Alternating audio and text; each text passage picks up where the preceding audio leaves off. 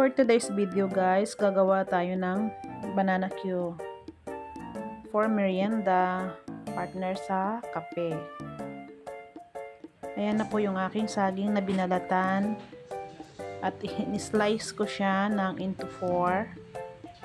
Tapos nagpainit ako ng kawali at nilunod ko na ang saging. Ayan, mainit na mainit po yung mantika bago mo ilunod ang saging para hindi siya didikit sa kawali.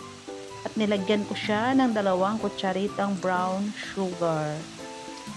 Antayin ko siyang maluto ang sugar. Ayan na, natunaw na yung asukal. At ayan na, minimekos-mekos ko na siya. Sarap yan, malutong siya.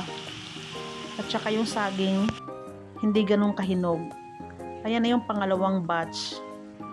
Pangalawang lunod na yan ng saging at ilulunod ko na ulit yung saging dyan. At nilagay ko na yung yung asukal. Yan pala yung maganda talaga. Lulutuin mo na yung asukal para hindi siya mamuo-muo. Buo-buo. Buo-buo ba?